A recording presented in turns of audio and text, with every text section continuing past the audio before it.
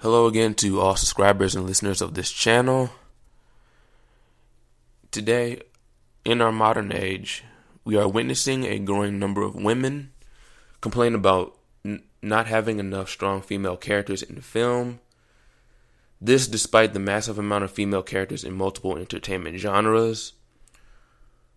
But deep down, no matter how we want to look at it, it actually makes logical sense that most heroes, both in reality and in fantasy, are male, not female. Here's why. First, what is a hero? Heroes were not always people who save or rescue others. A hero, or the word hero from Greek, means the man of superhuman strength or physical courage.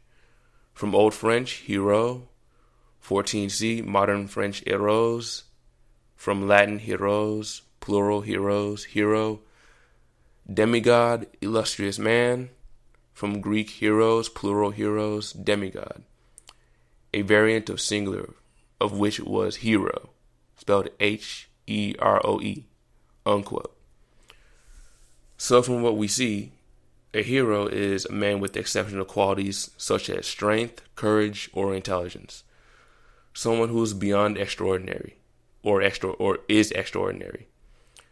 A heroine would be the female equivalent. So why are there more heroes than heroines in most storylines? 1. An anthropological look at earlier humanity. Throughout most of the entirety of human history, men and women had to take on different roles to ensure the survival and propagation of the species. A. Women usually gathered plants, prepared food, looked after children, produced medicine from herbs, helped in the birthing of children, created the clothing, and generally stayed in the back near the home settlement where life was less dangerous. B. Men, on the other hand, went through many more transitions in the human existence. A man's main job was to take something from nature and convert it into something that women could use to feed and nurture offspring. Men first were food gatherers, then hunters, then pastoral farmers, industrialists, manufacturers, and now information/content producers. C. Many men failed at this job, as in they got injured or they died. They got sick and they died, or sometimes they died a very violent death. And they died very young and died in relatively high percentages. Whereas the men who were able to survive were seen as extraordinary for doing this basic activity of providing resources for so long without suffering the same fate as the failures, death. D. Throughout all this time, because men had the harder and more dangerous job, it was harder and more dangerous job of procuring resources for women and children. Because many men died doing this type of work for tens of thousands of years, men went through more physical pain, they dealt with more stress, and had to put up with more psychological trauma. How did men deal with this trauma for many tens of thousands of years? Number 2. Who were the first storytellers? The first storytellers were men. Why would this be? The first storytellers were men because men had greater stories to tell. A. To tell a story, you first have to have a story to tell. Well, where does a human get a story to tell from? He or she gets their story from life experiences. That's usually the first place a person is going to go to get stories, to tell others. Now, who generally has more extreme life experiences, men or women? It's obvious that it's men. B. Men have to deal with different types of people more often. Men have to put up with different environments more often. Men have to deal with different species of organism even more often than women. So because of that, men die more often than women, we die faster than women, and we die sooner than women. Those are 3 separate things that are true in almost every case throughout all of a human being's life. So because of that, we have more interesting life experiences to pull from when we convey a story to another person. C. These experiences can be more traumatic since they involve more death, more pain, more injury, more disease, more loss, more value for the victor, and a bigger loss for the loser, and more risks that need to be taken. This traumatized the average man for tens of thousands of years. And the only way that men could deal with this trauma in a healthy way was to speak about it, to tell the story of what happened, to relive the incident as it occurred. It's interesting that many psychologists have stated that it's very therapeutic for a human being to simply speak about a traumatic experience. Apparently, the ancestors, knowingly or unknowingly, did the same thing for thousands of years, if not tens of thousands of years. They created their own therapy in the form of storytelling. Number 3, writing things down. When language was created, it was most likely created by men. A. It most likely during the rise of agriculture that written languages began being invented. By then, recording things like dates, numbers of plants, time, seasons, etc.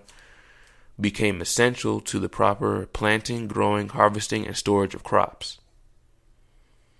B. Eventually, these writing systems will become more complex and be used to do more elaborate things, like record and retell stories. C.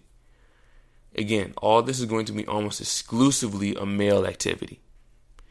Not because of sexism or misogyny, but because this was essential for the survival and the mental health of the men who experienced the trauma of trying to procure resources for the survival of their people, their tribe, or their clan. 4. What this ultimately led to. So what do we have so far? 1, we have men who suffer traumatic experiences. 2, men that use spoken language to convey their life experiences to others in the form of therapy. 3, men that record the life experience in written form and can then retell the story over and over. 4, and now they can pass the story down the line for multiple generations. 5, in the story, there's going to be a person who needs something valuable or people die. Or rather, he needs to get something of value and give it to the people, and if he doesn't, then the people die. They need to bring it to a person who is usually weaker and less capable than they are. They need to get it as soon as possible, but they must face an obstacle, another person, an animal, a disease, a very intimidating environment, etc. That person must somehow overcome all that, get the thing of value that other people that are less capable than them need, get out of the situation alive, bring back the valuable item, make sure the person who needs it gets to use it, and they have to perform this task multiple times without failing. 6. Now, after tens of thousands of years of psychological and physical trauma, that the human male has to deal with, who do you think they're going to write about when they write stories that are about heroic adventures? So in other words, who are they going to make the main protagonists when they write stories about adventures and experiences after they go through all these different experiences their own selves for multiple generations? The answer becomes obvious very quickly. Number 5, why it continues to this day. So why today do we still see more heroes than heroines? Because historically we've spent most of our history on this planet being a dimorphic species. And the modern age will not erase 200,000 years of the human brain being shaped by our experiences. In the modern age, men still vastly outnumber women when it comes to the risks and rewards of procuring resources for the benefit of others. Women and men deep down know this is true. That's why female authors like J.K. Rowling will have a male protagonist like Harry Potter. Because we all know that deep down, women are not and virtually never were the ones to lay their life on the line for the clan, tribe, people. So the reality is still a fuzzy reflection of our fantasy, or vice versa. We have it ingrained in us to see a man as the hero, the savior, the sacrifice that will ultimately wanted to or the sacrificial one that ultimately wanted to benefit others. In conclusion, the hero having more prevalence than the heroine only makes the most sense, whether it's reality or fantasy, fact or fiction. Men have gone through more trauma, used storytelling as therapy for that trauma, wrote down the stories. This ultimately and very obviously leads to more heroic male protagonists, more of them than heroic female protagonists in storylines, and this continues to this day and will probably continue much into the future. And there's absolutely nothing wrong with that. Men being the main protagonists in a story of heroism is not about putting women down or putting women below men. It's about us consciously and unconsciously reflecting and examining our existence as a sapient/sentient species on planet Earth. That is all. Please subscribe for more, rate, comment, and share. I'm out. Peace.